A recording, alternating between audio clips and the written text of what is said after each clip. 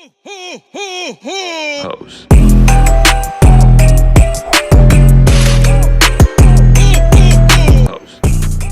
So what's up, y'all? I know that I haven't been on here all day, but I literally been so busy at work. I've been trying to take y'all on day-to-day basis, like my work life. I know a lot of people think that I just be bull crapping, but I literally be working like all the time. And I actually work at my per diem job, which I'm slowly trying to phase out of because as I grow into my new career, I kind of just want to fade away from being a nurse. I'm always going to be a nurse, don't get me wrong, but I want to fade away from actively working as a nurse. I do have another job lined up. It's a more advanced role job, and this nursing job, I don't know if I can do it no more. Like, I'm used to like just making boss moves, boss decisions. Like, I'm used to just like putting in orders and making decision about care and how I want to lead the actual plan. And it's kind of like confusing sometimes when you have to kind of bow down and take an order from someone, and sometimes the order that they give you can be kind of shady and questionable. We can use those two words because at the same time, sometimes I feel like you have a little bit more education than others. This can be kind of controversial. A lot of people ask me all the time, why did I choose PA over nurse practitioner? And it was because mainly PAs, I feel like, are a little in-depth trained. They all have like most of the time in-person training. You do train at a lot of medical schools alongside of doctors and residents and fellows. So even though you don't have the actual years of training, sometimes you can get some very heavy wisdom from some old school doctors, and the tips and trades of things that you need to be like assessing for and looking out for. So I really like that better than a lot of my friends went the nurse practitioner route. And the nurse practitioner route, I feel, was kind of like good for some people. It was fast paced, and it also allowed you to work during the school course. You can go as fast as you wanted to go, as slow as you wanted to go. But it was a couple of things that I really didn't like with the nurse practitioner course. I didn't like it was online, because I feel like with it being online, it could be more like misleading, um, not very thorough in the teaching, and some of the schools you have to find your own preceptor, whereas in PA school, my school particularly, you were given everything, all the resources there. You had to really just um, go to school, pay your money, and you was just told like where to show up and what time. And long as you did that, you were good. I had a friend, she actually was trying to find preceptors for her nurse practitioner program. She's in the psychiatric NP program right now. And a lot of people were trying to charge her, which I did hear that people was trying to charge people, but my school actually paid for our preceptorship and rotations out of the school money, or the money that we paid for tuition. So those are some things that I had to think about when I was trying to see if I wanted to do PA versus nurse practitioner. And then another thing about the PA path I really like is the fact that you really study more of a science model, and nurses study of more of a nurse model. And that was really, really good for me because I have a background in science. I have always loved science. I have always felt fascinated in science class, and I just felt like I needed a training that actually showed and told me the pathophysiology behind everything, instead of just like, this is why we're doing it because, the bed needs to be low so the patient won't fall.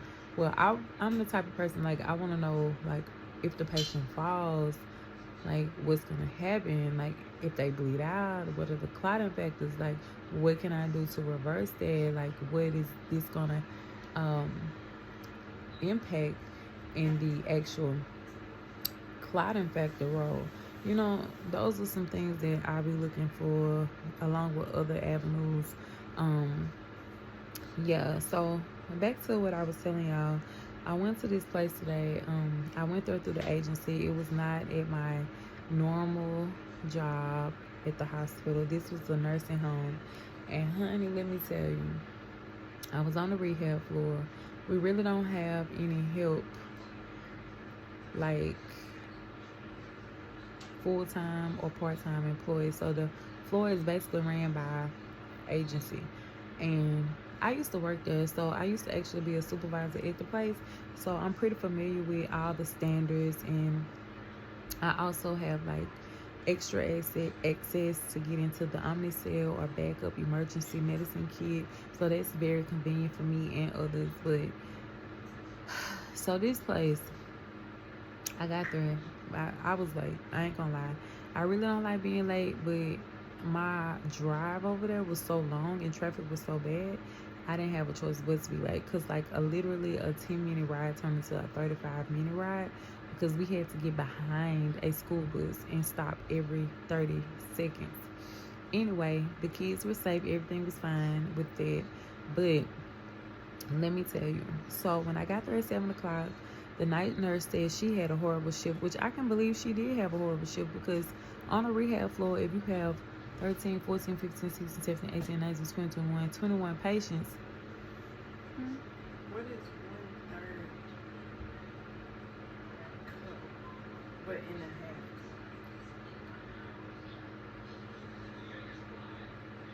half? Okay, I think it's gonna be like, you know, like half of that cup, but probably like a little more. Cause a half of a cup is greater than a 1/3. A 1/3 is like 3 parts of a cup. Mm-hmm. So I feel that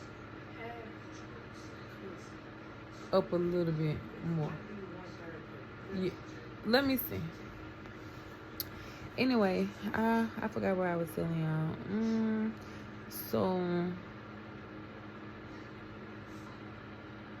The night nurse said she had like a hard night or whatever. So me being me, I'm just like, you know what? Let me throw my bag down. I didn't even put it in a proper place, and then let me just get to work. So I start working everybody. I used to check on everybody, go from room to room to room, and then I'm like, hey, how y'all doing? I'm here, da da da. And then I go to the next room, and then the next room, and then if it's a I just learned it because over the years I have been in situations, and I have saw other people in situations where they wait to go check on people, and people literally be dead. Like one time, it was this man, and he literally was dead for hours. And how they know is by the rigor mortis, the way the body has set, the blood pooling on the side. I'm pretty sure all the people that watch, you know, CSI and Law and Order, all that stuff, they have all the clues to know.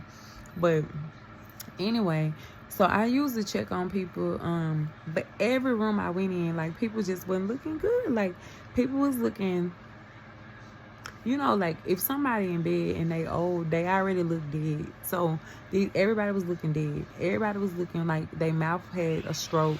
Like, you know, it's not funny, but I'm just trying to give you some visuals here.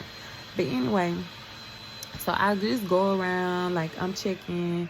And then we had a lady that had came in. She had an admission at 11:35 p.m., which is technically an unsafe admission, because why is this lady coming here this late? Like, we don't have any medications for her. We don't have any of the things that she needs. And the lady was pissed. The lady was mad because she wanted to, she didn't want to be there anyway. And then she was a diabetic. She had all these other issues going on. She didn't like her room. She was claustrophobic. I think the lady has some mental issues. I didn't diagnose her or nothing like that. This is just things that, you know, I'm doing my assessment and I'm just looking at. She had a wound. It was a pretty bad wound, and I think I didn't get a chance to read the paperwork because I was so busy, but I'm just putting my, puzzle together. She had surgical wound because the way the wound was dressed, it looked like a surgical dressing, and she was in pain. Nobody had gave her pain medication, and it's very important, like, for people, especially transitioning from one place to another, that the continuity of care is like on point. And that's the things that we want to do. Like, for a patient, we want to make sure that we have everything set up for them. We want to make sure that everything is taken care of before they get there. And then especially like serious things like antibiotics, pain medication, the plan, like the room. Is this roommate going to be compatible with this roommate? And just so happened those two roommates weren't compatible together, so I ended up having to move the lady to another room. And get this, the lady don't speak English. So this lady, she don't speak English. She probably can speak like 25%, understand and speak 25% together. So like a 12.5 of understanding, and a 12.5 of speaking. But thank God it was this boy there, and he was like a young boy. He was the same language she was, so that worked out so good. I was so happy about that. And then, I saw some things that I really didn't like throughout the day, and I had to call a meeting with the CNAs and let them know that, it's a way that we do things, especially in healthcare. After COVID came, a lot of things started slacking. A lot of people forgot about the routine, what was right and what was wrong, and they just was glad people were showing up. But at the end of the day, I have standards, and I have standards for my patients. Like, I have a lot of things that I expect from people that work for me. And one thing that I do expect is not only that I round, I expect you to round too. I expect when you come in to get your cart ready with towels, linen, wash, lotion, socks, everything. Go in the room and start getting somebody up. By breakfast at 8:30, 3 people should be up in the dining room. People should be dressed. People should be washed. Even if they independent, some people, they can't like literally get up and physically go to the bathroom, but you might have to help them go to the bathroom, or you might have to put like a wash basin with soap at the table so they can wash their face, brush their teeth before breakfast come or after breakfast. You have those outlier people that like to stay in bed, to 11 or 12 o'clock, but in all fails, this is like a rehab place, and we are here to rehab you and do work every day. And sleeping all day is not going to get any progress done, so we have to like get it moving. The earlier your physical therapy can come in. I like to give pain medications before physical therapy, 30 minutes, 45 minutes before. That way they feeling good, they want to be motivated, they want to work hard. And then when they come back, give them Tylenol. And then if they have anything else like the stronger, I come back and give them that, like, when it's time, if it's every 8 hours, every 6 hours, whatever the case may be, because different diagnoses have different pain levels. So those are some things that I really, really focus on. So I would just had like a small little meeting just to let them know and remind them, of expectations, because as nurses, you have to set expectations for your floor. You are over the CNA. So if you let them get by with things, it's going to happen. And you don't have to be rude to people. You can talk to people in a nice, fashionable, calm way, and they will respect you. And if they see you working hard along with them, it just earns a leader even more respect. Like, oh, she'll help me if I need help. Like, she's just not sitting over there like drinking out her Stanley